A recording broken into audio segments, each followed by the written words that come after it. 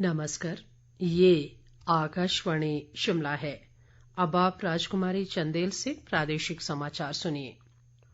प्रदेश सरकार ने वर्ष 2021-22 के खरीफ मार्केटिंग सीजन में धान की खरीद अवधि 30 नवंबर से बढ़ाकर 15 दिसंबर करने का निर्णय लिया है।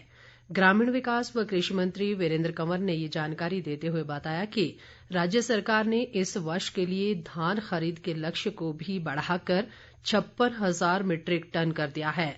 वीरेंद्र कंवर ने कहा कि एफसीआई के सहयोग से स्थापित विपणन केंद्रों के माध्यम से किसानों को उचित दाम के साथ साथ घर द्वार पर ही अपने उत्पाद बेचने की सुविधा हासिल हुई है। उन्होंने कहा कि इस वर्ष खरीफ मार्केटिंग सीजन के दौरान ऊना जिला में अब तक 891 किसानों से कुल 21,306 क्विंटल धान की खरीद की जा चुकी है। खाद्य आपूर्ति मंत्री राजेंद्र गर्ग ने घुमारवीं विधानसभा क्षेत्र की घंडालवीं पंचायत के समलाह गांव में जनसमस्याएं सुनी और अधिकांश का निपटारा किया। इस अवसर पर उन्होंने कहा कि इस विधानसभा क्षेत्र में पिछले 3.5 वर्षों में 110 संपर्क सड़कें बनाई गई है। राजेंद्र गर्ग ने कहा कि 82 करोड़ की लागत से पड्यालग लदरौर वाया भराड़ी सड़क और सतलुज नदी से 53 करोड़ की लागत से बन रही महत्वाकांक्षी पेयजल योजना का कार्य प्रगति पर है। केंद्रीय सूचना और प्रसारण मंत्री अनुराग सिंह ठाकुर ने कहा है कि प्रसार भारती ने 5G प्रसारण जैसे उभरते मानकों के अनुरूप डिजिटल टेरेस्ट्रियल प्रसारण के लिए अगली पीढ़ी के प्रसारण समाधान विकसित करने के उद्देश्य से IIT कानपुर के साथ एक समझौता किया है।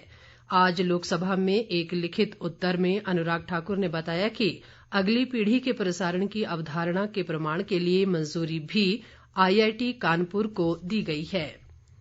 भाजपा की मुख्य सचेतक व विधायक कमलेश कुमारी ने कहा है कि गरीबों और समाज के अन्य सभी कमजोर वर्गों के उत्थान के लिए केंद्र व राज्य सरकार ने कई योजनाएं शुरू की हैं।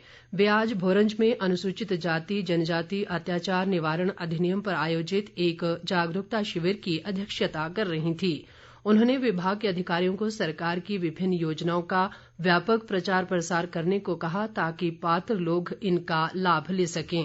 इस दौरान उन्होंने स्वर्ण जयंती आश्रय योजना के तहत 17 लोगों को गृह निर्माण अनुदान राशि के चेक और अनुवर्ती कार्यक्रम योजना के 35 लाभार्थियों को सिलाई मशीनें वितरित की। केंद्रीय वन व पर्यावरण मंत्रालय ने विश्व की दूसरी सबसे अधिक ऊंचाई पर बनने वाली मुद भावा पिन वैली सड़क को बनाने के लिए FCA के तहत सैद्धांतिक मंजूरी दे दी है।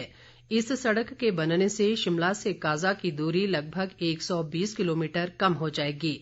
इस सड़क के निर्माण से स्थानीय लोगों सहित इंडो चाइना बॉर्डर पर तैनात ITBP के जवानों को भी सुविधा मिलेगी। अंतिम FCA मिलते ही सामरिक दृष्टि से महत्वपूर्ण इस सड़क पर जल्द ही कार्य शुरू हो जाएगा। स्थानीय लोगों का कहना है कि मुद भावा पिन वैली सड़क बनने के बाद मलिंग नाला में बार बार होने वाला भूस्खलन बाधा नहीं बनेगा और मरीजों व अन्य लोगों को शिमला पहुंचने में आसानी होगी।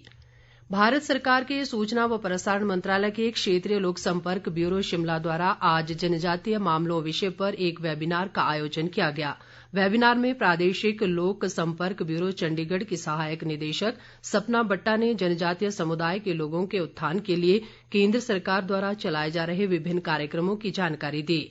इस दौरान प्रदेश विश्वविद्यालय के धर्मशाला स्थित क्षेत्रीय केंद्र के सहायक प्रोफेसर राजेंद्र कुमार शर्मा ने बिरसा मुंडा द्वारा अंग्रेजों के खिलाफ विद्रोह की कहानी सुनाई। उन्होंने कहा कि ये विद्रोह राजनीतिक आजादी के लिए था। वेबिनार में जनजातीय समुदाय के लिए शुरू की गई कल्याणकारी योजनाओं की जानकारी उन तक पहुंचाने की जरूरत बताई गई। इसके साथ ही ये समाचार बुलेटिन समाप्त हुआ। नमस्कार।